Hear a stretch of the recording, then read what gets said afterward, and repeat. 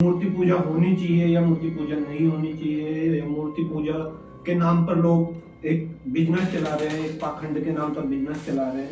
हिंदुओं का वोट पाने के लिए कुछ लोग इसको ज्यादा हाइप देने की कोशिश कर रहे हैं, या फिर सच में जो है यह देश की तरक्की में एक मील का पत्थर साबित होने वाला है। तो सबसे बड़ी खबर इस वक्त की आपको एक बार फिर बता दें, अयोध्या में बनेगा राम मंदिर। प्रधानमंत्री जी पूर्वी द्वार से पैदल भगवान का एक छत्र लेकर ऊपर चढ़ रहे हैं।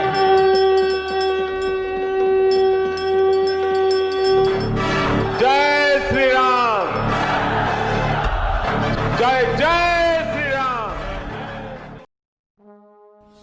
हेलो फ्रेंड्स, स्वागत है आपका हमारे चैनल टॉक टू इंडिया में। और आज हम बात करते हैं श्री राम जन्मभूमि पर जो भव्य मंदिर बनकर तैयार हुआ है उसके बारे में। कुछ उसके तथ्य जो आपको जानकर बड़े हैरानी होगी। और उसके लिए हमारे साथ है विकास शर्मा जी, जो पेशे से एक अधिवक्ता है, वकील है, एडवोकेट विकास शर्मा जी।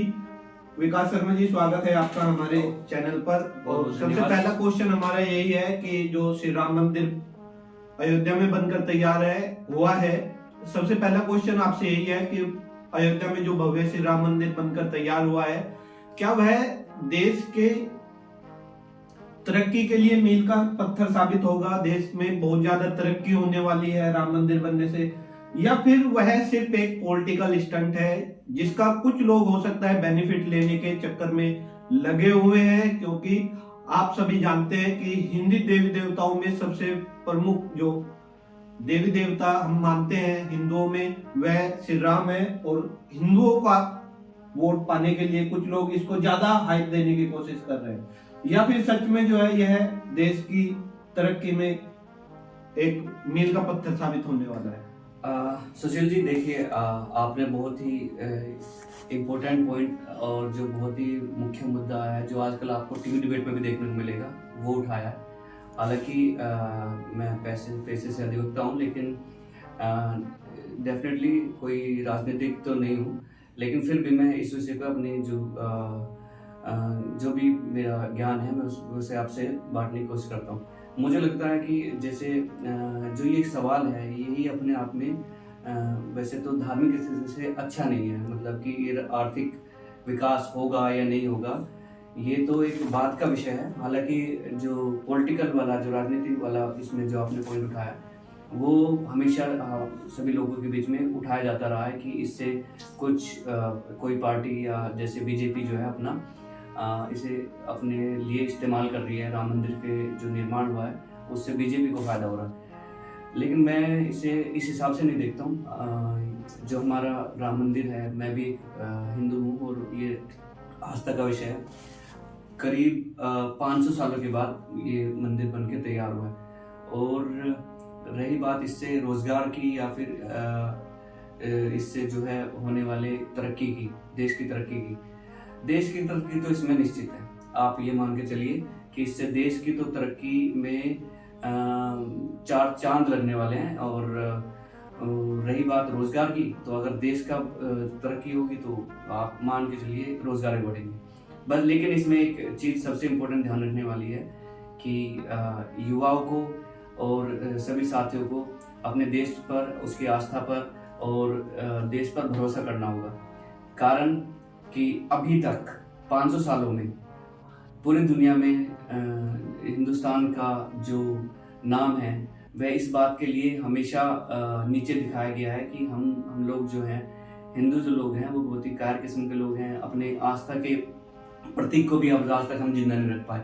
इसके लिए हमारी दुनिया भर में चाहे लोग ना कहें, लेकिन हमें वो डेफिनेटली एक नीची नज़र से देखते थे और ये मानते थे कि जो हमारा आस्था का प्रथम बिंदु है, जो कि प्रभु श्री राम का ही संस्कार हमारे घर घर में भरा हुआ है, उसी से हम दूर हैं, उसी से हमें दूर रखा गया है।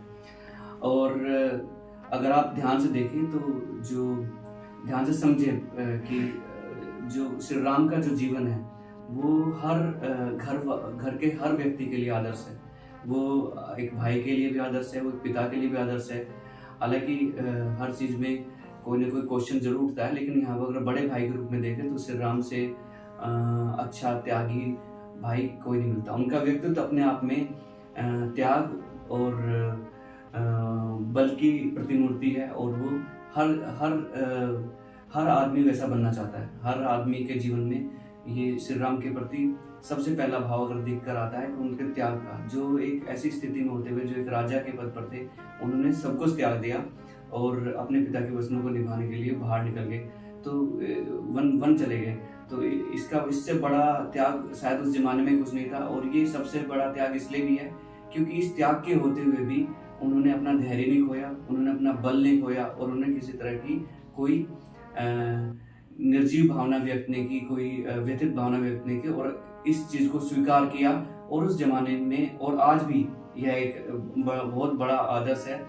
मेरे ख्याल से लोग टूट जाते हैं जब भी उनके सामने ऐसी कोई स्थिति आती है, वो टूट जाते हैं, परिवार बिखर जाते हैं और समस्याएं पैदा होती है। लेकिन इस श्री राम के मंदिर बनने से ये व्यक्तित्व और आजकल की पीढ़ी के सामने आएगा और अच्छे तरीके से आएगा और वो अपने जीवन में इस चरित्र को और अच्छे से ढाल पाएंगे। और सबसे बड़ी बात है कि दुनिया भर में इस प्रभु श्री राम के बारे में लोगों को पता चलेगा, उनके चरित्रों के बारे में पता चलेगा और उनका जीवन भी इससे इम्प्रूव होगा।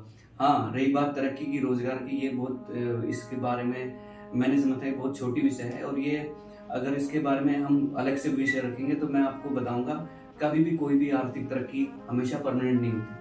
तो जब कोई चीज़ परमानेंट नहीं होती तो हमें अपने संस्कार जो कि हमारे लिए परमानेंट हैं, जो हमारे लिए हमेशा जीवन भर हमारी आने वाली पीढ़ियों के लिए भी ज़रूरी है, हमारे लिए भी ज़रूरी है, उसके लिए एक टेम्परेरी तरक्की के लिए हमें वो कभी नहीं खोना चाहिए।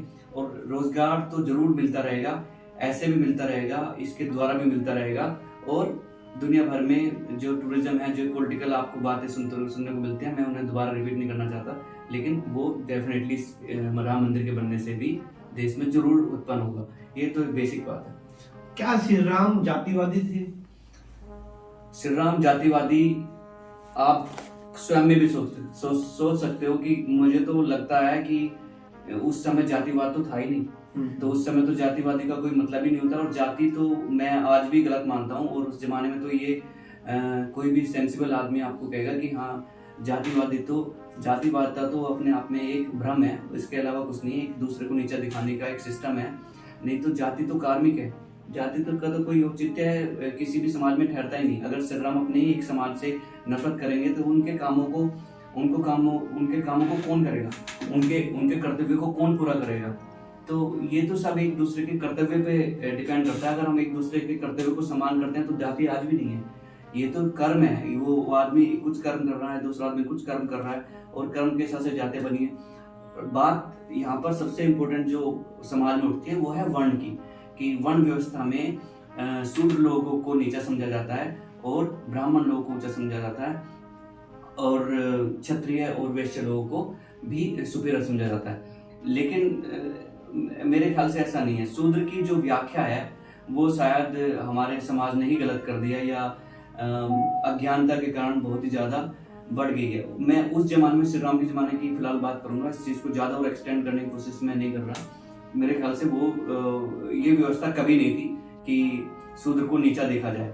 शूद्र तो सबसे इम्पोर्टेंट पिलर है किसी भी किसी भी हिंदू व्यक्ति के लिए। शूद्र का मतलब सेवा से है, शूद्रता का मतलब भगवान के प्रथम भक्त से है और शूद्रता का मतलब सिर्फ सेवा हो सकता है, इसके अलावा। और शूद्र जो है सबसे प्रथम व्यक्ति हिंदुज्म में मैं अपनी तरफ से मानता हूँ कि उसके बगैर तो हिंदुज्म जीरो है। उसके बगैर बाकी जो तीनों पीढ़ी हैं, जो तीनों सीढ़ियाँ हैं, वो उसके बाद हैं, उससे वो प्रथम सीढ़ी है। हालांकि वो सबसे निचली सीढ़ी भी है जो हमारे समाज में कहा जाता है, लेकिन वो प्रथम सीढ़ी है। उसके बाद ही बाकी तीनों पीढ़ी सर्वाइव कर सकते हैं, उसके बगैर तो वो पीढ़ी है, वो तो हमारा बेस है। तो इसलिए मैं नहीं समझता श्री राम जी के ज़माने में इस तरह का कोई अंतर डिफरेंस जो है हमारे समाज में रहा होगा। तो मूर्ति पूजा सही है या गलत? ही है, बच्चों में भी एक बहुत बड़ी गलतफहमी सी हो गई है कि मूर्ति पूजा को लेकर, कि मूर्ति पूजा होनी चाहिए या मूर्ति पूजा नहीं होनी चाहिए, या मूर्ति पूजा के नाम पर लोग एक बिजनेस चला रहे हैं, एक पाखंड के नाम पर बिजनेस चला रहे हैं। उसको कैसे जो है आप मैं अधिवक्ता के तौर पे बोलूं तो मुझे ये बहुत ही डरावना लगता है कि समाज को किस तरह से बहकाया जाता है। अज्ञानी या कम पढ़े लोगों को किस तरह से बेवकूफ़ बनाया जाता है और किस तरह से धर्म को एक पाखंड और एक चतुराई के रूप में इस्तेमाल किया जाता है। अब ये बुद्ध पूजा का जो आपने बात की, ये बहुत ही शर्मनाक बात है कि लोग आज भी एक ज्ञानी होने के बावजूद अपने समाज को इस तरह से बरगलाते हैं या फिर इस तरह की भ्रांतियाँ फैलाते हैं कि बुद्ध पूजा। अब ये बुद्ध शब्द जो है अपने आप में एक ऐसा ही शब्द है जो एक खराब शब्द है जो भगवान के लिए लोग इस्तेमाल कर देते हैं। हालांकि बुद्ध कुछ भी नहीं है। बुद्ध का मतलब भगवान के एक स्वरूप की मूर्ति के रूप में रचना है और उसको उस रूप में पूजना है। तो जहाँ कण कण में भगवान है, हर शरीर में भगवान है, जहाँ हर शरीर जो है मिट्टी में मिल जाता है और मिट्टी से ही वो उत्पन्न हो जाता है, तो और बाद में वो मिट्टी में डिस्ट्रॉय हो जाता है, तो वहाँ अगर भगवान को एक रूप देकर उसको उस रूप में पूज लेना, तो उसमें कौन सी गलत बात है, मुझे ये समझ में नहीं आती। अब हम अगर एक मैं छोटा सा एग्जांपल आपके सामने लेना चाहूँ तो मेरे हिसाब से अब आप एक थोड़ा ध्यान लगा के सोचें, तो क्योंकि कण कण में भगवान है, तो आप हवा में भगवान है, जल में भगवान है, आकाश में भगवान है और हर चीज में, वायु में भगवान है, पृथ्वी में भगवान है। तो इन सब तत्वों से हमारा शरीर बना है और इन तत्वों में ही बाकी सब चीजें जो पृथ्वी पर उत्पन्न होती हैं, जो हम भोगते हैं, वो भी सब जो है इसी से उत्पन्न होती है।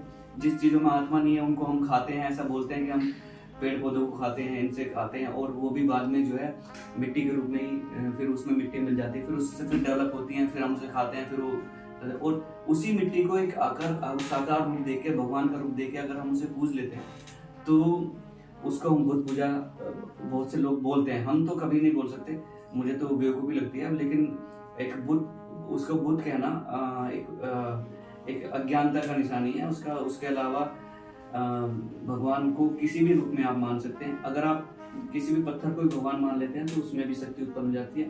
यही हमारा ध्यान है, यही हमारी आत्मा है। वाइब्स की यही मीनिंग है। अगर आपने कभी वाइब्स के मीनिंग को पढ़ा होगा कि भावनाओं की क्या शक्ति होती है। अगर आप किसी को यहाँ से याद करते हैं तो वो आपके गांव में बैठा हुआ व्यक्ति भी आपके बारे में उसको जरूर ये ख्याल आता है कि हाँ, मुझे किसी ने याद किया है। हालांकि उसका सेंस शायद ये ना जान पाए कि मुझे सुशील जी ने याद किया है, लेकिन उसको ये जरूर आभास हो जाएगा कि मुझे किसी ने याद किया है। ये भावनाओं का असर है। ये भावनाओं से बनी मूर्ति में भगवान उत्पन्न हो जाते हैं, और वो चाहे मूर्ति हो, चाहे पत्थर हो, चाहे कुछ भी हो, चाहे हवा हो, तो वो भगवान सर्वोपरि है, सब जगह है। तो इसलिए चाहे वो एक मूर्ति के रूप में हो, चाहे किसी भी रूप में हो, वो हर रूप में पूजे जा सकते हैं। और यही कारण है कि सभी को भगवान श्री राम प्रिय है और होने भी चाहिए, क्योंकि वह न तो जातिवादी थे, न किसी मूर्ति पूजा या किसी पाखंड में विश्वास करते थे। वह सिर्फ और सिर्फ एक अच्छे राजा और कर्मयोगी राजा थे, और इससे ज्यादा उनके बारे में बोलना सूर्य को रोशनी दिखाने के बराबर है। मतलब हम क्या बोले उसमें, तो आप सभी लोग समझदार हैं। हमने तो खाली कुछ चीजों पे प्रकाश डालने की कोशिश की है। मैंने और सुशील जी ने, हमने क्वेश्चन सोचे और सोचा कि ये लोगों को जरूर इन सवालों के प्रति भी जागरूक करना चाहिए। अगर आपके मन में कोई क्वेश्चन है तो आप कमेंट करके पूछ सकते हैं। वीडियो अच्छा लगा है तो चैनल को सब्सक्राइब जरूर करें। Thank you.